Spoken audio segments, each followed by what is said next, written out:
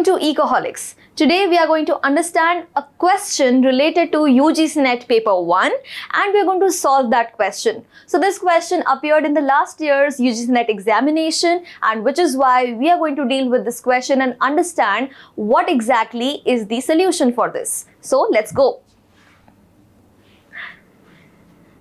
This question was asked in the paper 1 and this question is related to teaching methodology.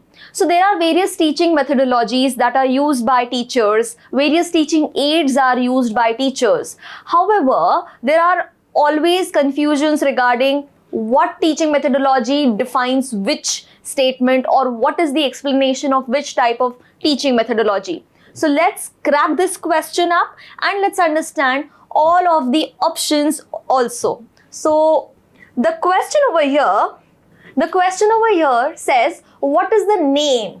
What is the name for the technique which is using images that are often more evocative? Evocative meaning explanatory than words. Evocative than words meaning how words or how certain terms can be more explanatory, okay? So how images that are often more evocative than words and more precise and potent in triggering a wide range of associations and thinking, okay? So here we are understanding the name of a certain technique which can be used by using images, okay? And images, why we are using images? Because they are more explanatory than words. They can address to or cater to much more explanation than simple words. Now let's look at the options over here. Brainstorming, mind mapping, storyboarding, synectics. Now, all of these four methodologies are used for problem solving or used for teaching and learning experience to make the experience much more interesting as well as explanatory. All of these four are different from each other. For example, brainstorming. Now, brainstorming usually is used by teachers or by a certain person who is going to give us a particular question or a task to a group of people, and those people, those individuals or students are going to discuss it out, brainstorm their creative ideas and solve the question or solve the task.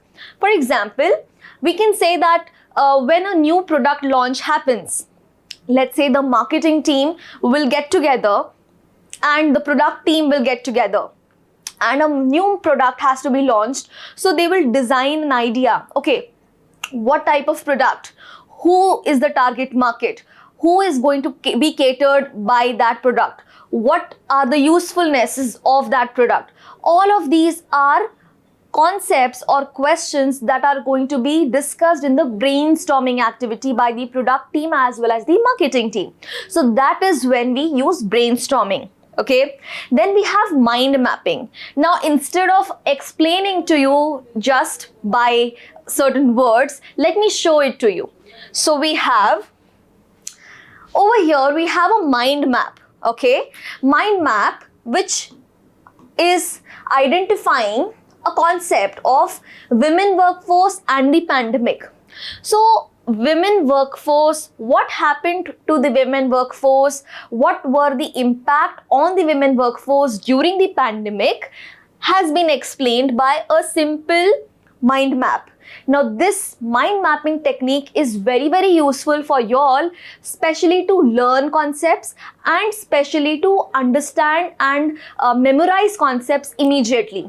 Memorization or for best type of memorization, mind mapping activity is mostly used. So such type of mind maps also are available on the website which you can see through which you can learn concepts. For example, over here, you have been given some concepts related to women workforce and the pandemic. Now first, head points. Of course, we know that women were negatively impacted. So negative impact, how was the impact? It was negative. But then what were the reasons? So we have the reasons. There were three reasons, threefold reasons. Then which sectors were impacted heavily? Then what were the females' perspective? What did the women think during the pandemic? Not just the women workforce, but the women perception also is involved a lot in thinking and creating more ideas. And of course, it's very much useful in the corporate world as well, because women are also known as decision makers in not just households, but also in the business world. So, which is why this mind map will suggest all such things, and you can easily pen it down and memorize it quickly. So this is what happens in a mind map. Coming back to the question, so this is done. Storyboarding. Okay, now storyboarding is actually the correct answer of the question. Now let us go for the question again and let's understand the concept of storyboarding. What is the name for the technique which uses images that are often more evocative than words? Now, when images are used which are more expressive, more emotive than words, then we use the technique of storyboarding. Okay? We use storyboarding. Now, what is storyboarding? Let's explain. For example, you want to explain a storyline to a certain person. Usually storyboarding is used as an activity or as a technique of teaching and learning in documentary movies or maybe some movies or even advertisements. When a person has an idea and there are editors, there are camera persons, and there are other team members of the whole movie process, okay, production team and everybody, and that person with the idea has to explain. So how that person is going to explain? They're going to use a storyboard. So let's say there was a boy, okay, he lived at a place nearby the lake. That lake was filled with a lot of fish and such creatures. Now, when images are used, the creativity enhances because words are going to be direct in nature. For example, if I say there was a boy who used to be like this and that, okay, I'm explaining it a story and I'm using words. So whatever I speak, you will just understand that and you will have a visualization of only that. But when you use a storyboard, each of the picture will represent something different for some different individuals. Each of the individual will interpret it differently, and which will enhance creativity. Right? And which is why the sentence, images that are often more evocative than words, will be rightfully adjusted. So which is why storyboarding is the correct answer. Now there's also one other option, which is synectics. Now synectics basically also is a problem solving methodology.